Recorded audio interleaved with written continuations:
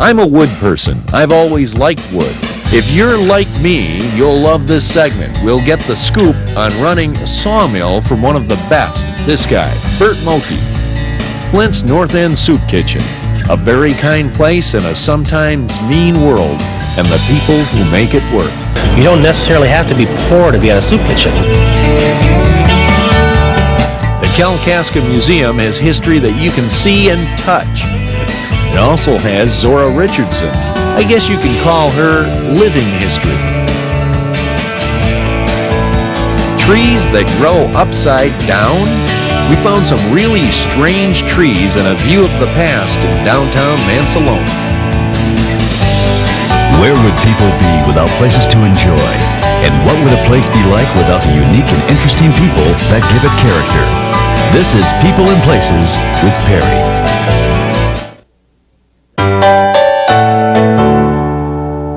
In downtown Mancelona, out in the yard of the library and township offices, you're going to find a couple of very strange-looking trees. We asked Roger Anger to give us the story. They go by Camperdown Elm. The Camperdown Elm. Now, when you're driving through town, they don't fit. They don't fit with any of the other trees around the area. What's the deal on these that you know of? The Camperdown Elm is a descendant of the Scotch elm from Scotland, from the Earl of Camperdown. They were brought here in 1918, and they're a grafted tree from using a reverse stock. Which means what? I noticed when you say graft, there's a big line on this tree. It looks like it's been sawed at one time. Is that where the grafting took place? That's where the graft took place. So there was another tree growing here, and then they grafted something else on top? I believe they brought these all at the same time. I mean, together. So they grafted them in the nursery or wherever they did it and then planted them? Yes. So what we're looking at above us is not really a normal branch system then? What we're looking at from because the tree grows through backwards through the grafted part of the tree. I think what we're looking at is the root structure and the leaf formation on the root structure. So this is an upside down tree? I believe so. You have roots underneath, but roots on top that decided to grow leaves? Yes.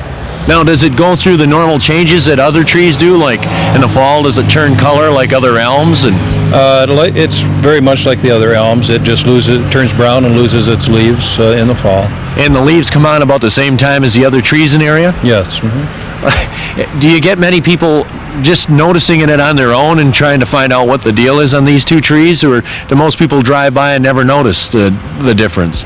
We see a lot of people stop and ask questions about the tree because they've never seen it before. You can also find one of these unique trees in front of the Detroit Institute of Arts. It's estimated that there are only 5 of these trees in the entire state. From our township records, I found that the trees were brought to the library by S.W. Eddy, and that's all I know about him. And how long ago was it? That was in 1918. So we're looking at a couple of old trees. Yeah, they're approaching 80 years old. Now, apparently they don't grow too awfully fast because, I mean, this is a pretty good size one. The one that's sort of in front of me is not as large, but they're both about the same age. As far as I know. Maybe the one over here is in the shadow of this one when it comes to sun, huh? Possibly.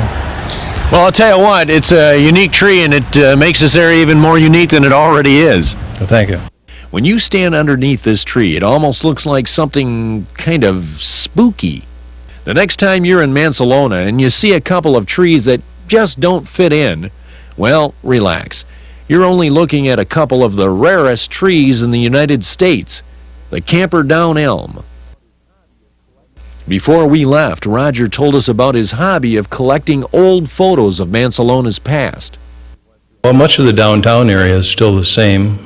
We've went through many renovations and fires and so on, but as you can see, we've been quite a large town for a number of years. You go looking for a couple of strange trees, and you end up getting a look back into the past. You know, you find the neatest people and places when you're not even looking. What was it like to live 60 years ago, 70 years ago, 80, how about 90 years ago? You'll find out from this lady when we visit the place she helps run, the Kalkaska County Museum. We'll start here, up next.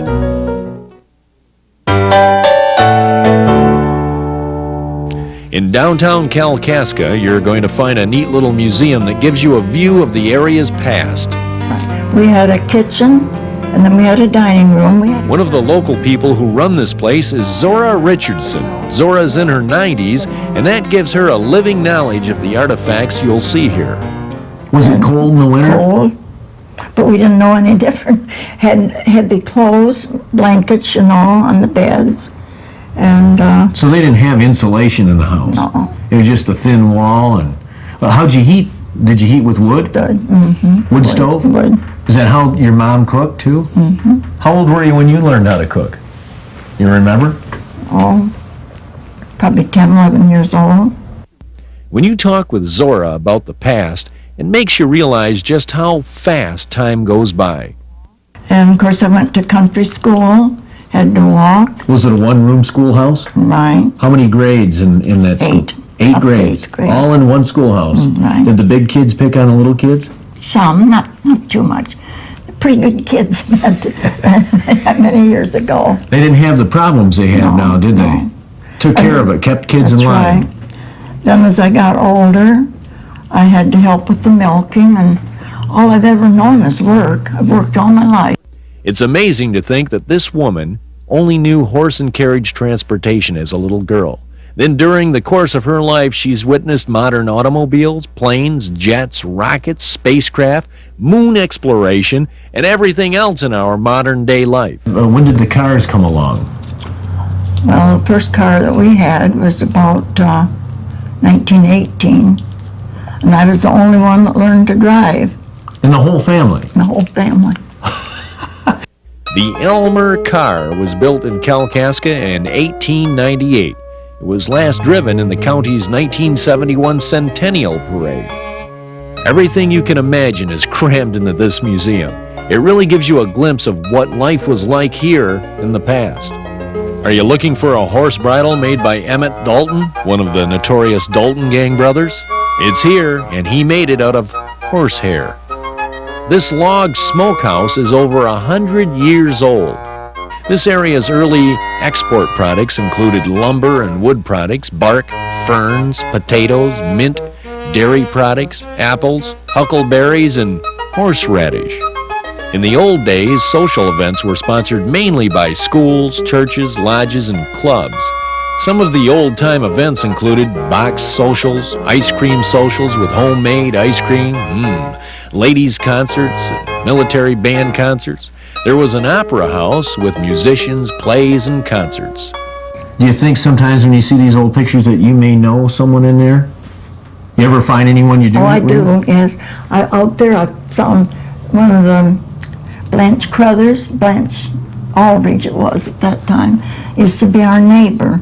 And I used to go up there, and I don't remember she gave me something, a little doll, and it was almost as tall as I was, and I'd carry that under my arm like it was walking with me, and I'd go there every day to visit. It was our next door neighbor. It wasn't next door, it was quite a little ways.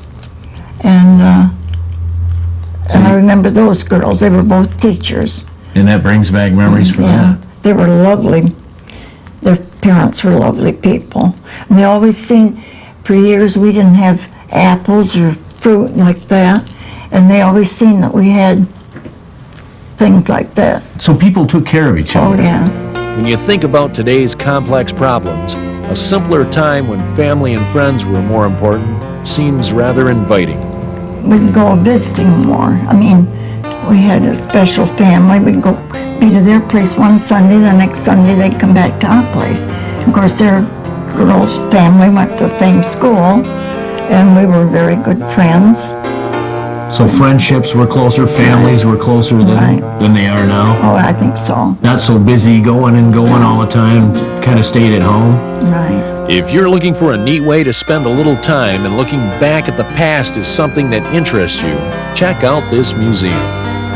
The Kalkaska County Museum is open Monday through Saturday from 1 to 4 p.m. during June, July, and August. If you stop by to visit the museum, say hi to Zora for us. Don't go away. More people and places coming up.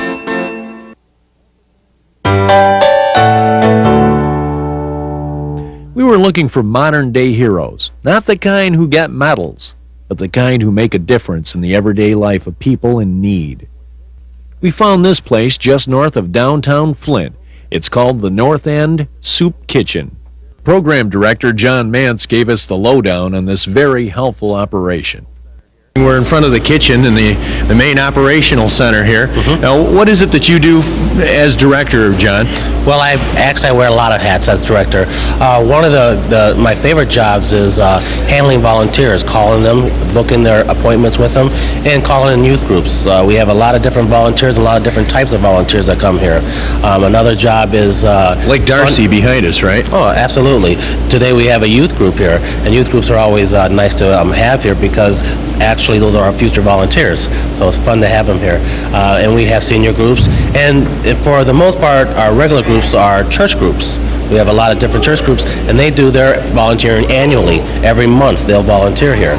So, and they're our backbone of our volunteers thing. The other type of jobs, what's important is funding development, actually bringing in money and funds to be able to feed everybody every day. See, we're a 7-day-a-week operation.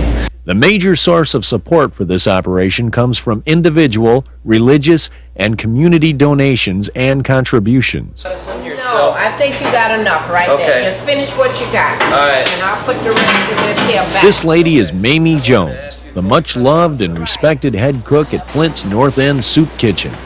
So many people really needs this place. So there are a lot of people in need, and Yes. more and more people in need every day. Right. How does it feel when you dish the food out to some of these folks that you know haven't had a decent meal in a couple of days, maybe a week? I feel real good. It's a good feeling in your heart? Yes. Do you see that feeling kind of going into the volunteers that come down to help? Maybe first time they've been down here and they think, oh, well, I'll just go down and spend my time, no big deal. You think they get moved? I don't think they come in with that attitude. They come in to help, yes, and give the best of themselves. Does it move them, do you think, when they're... Yes, it motivates them. Yes. Do you see people coming back time and again wanting to serve more? Yes. You'll have that quite often. Did it hook you? Well, I can say yes.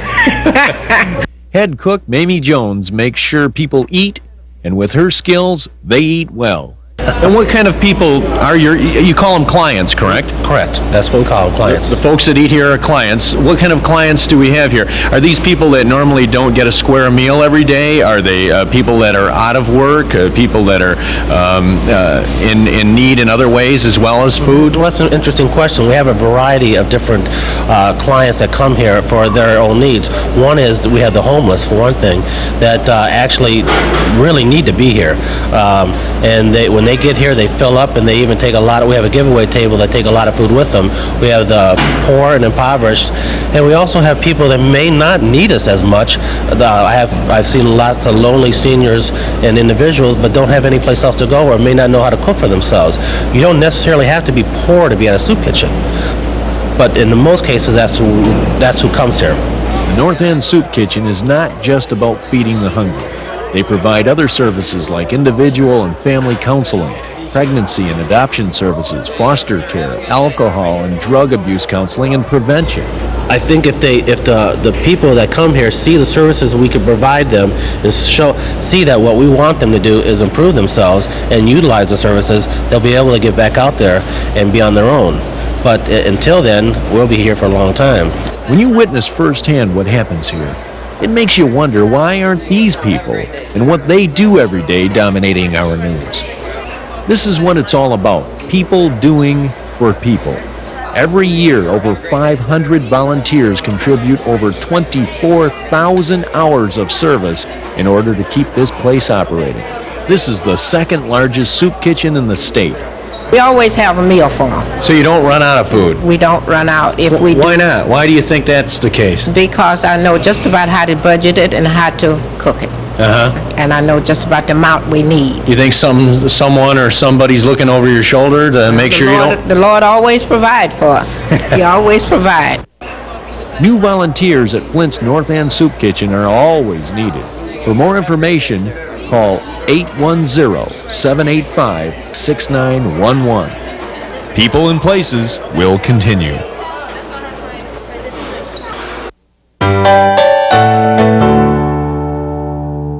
On the outskirts of Mancelona, you'll find Burt Moki Hardwoods. It's a family-run sawmill that believes in conservation.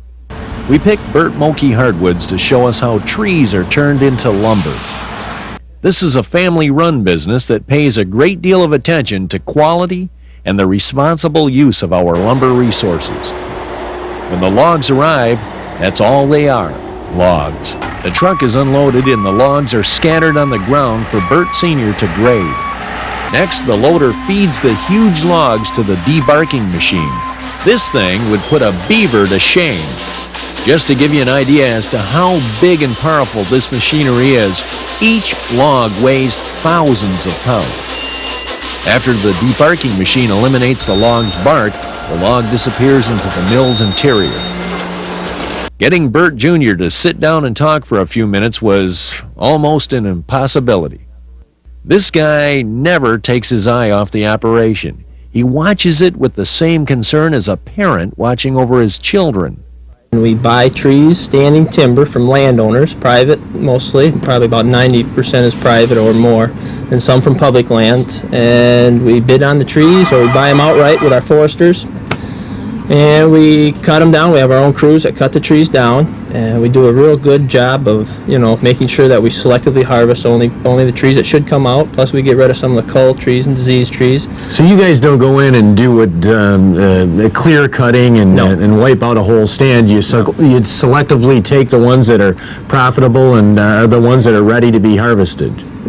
Those, along with some of the bad ones too, that are bad for the future growth of the woods. You got to have we're going down this road for the long haul. We want to be here for indefinitely. My kids, kids. So it's like weeding a garden. Same thing as a garden, exactly. Inside the mill, the logs are fed into the big blade. Next, the debarked logs moved into the carriage. The carriage takes the logs to the 56-inch head saw. By the way, nothing is wasted here. The bark and any scrap wood pieces are all ground up or chipped. All this material is then sold to individuals or companies. It's used for landscaping and fuel for electrical generating plants. Gary is the lumber inspector, and his job takes great skill and training. Little mistakes can cost the company a lot of money. This little device is the lumberman's tool when cutting. It's the lumber gauge. By the way, Gary was trained by Burt Sr., who was schooled by the National Hardwood Lumber Association. And that's a key, because that's the grading. That's how everybody gets together and knows that when we sell an NHLA grade, it's called, they're going to get that type of a product. It's going to be on grade. Because you guys have been trained in how to That's grade right. wood Yep. the correct way. That's right. 10 hours after the tree was cut down in the woods, it's being shipped to the veneer plant as a bundle of cut boards. This is what it's all about, boards on the way to furniture makers. Burt and his sister Jill certainly are able to carry on the business that Burt Sr. and his family have been doing for a long time. We're in a dangerous business, even though you pay a lot of attention to detail and safety. In fact, there's a story here that I found out, I didn't know about this when we set this up. I found out from your sister Jill that speaking of safety and accidents, something happened to you a while ago, right? Yeah.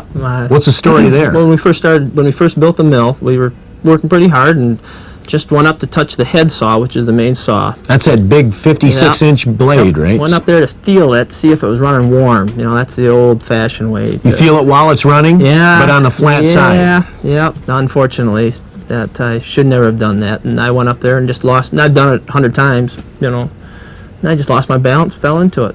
You actually we don't fell- ever do that. We don't do that anymore. That practice is no longer allowed. Yeah, well, I think you pretty much ended that for all time. I just fell into it and cut my arm on And the where back did of you the cut? shoulder. Right, it kind of fell right into it and sliced up a few of my fingers as I went through and sliced across here. It's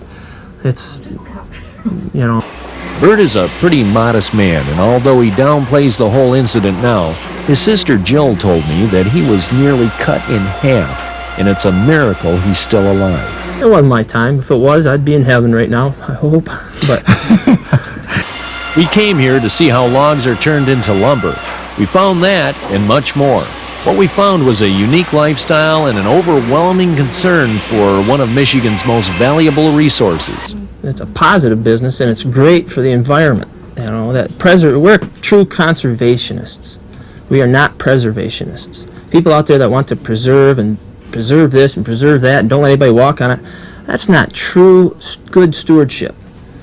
Good stewardship is utilizing that to its maximum and yet not destroying it. You know, Cultivating it. We're out there just like a farmer or anybody else. We're out there cultivating that crop year after year after year. It's just our crop grows a little slower than most.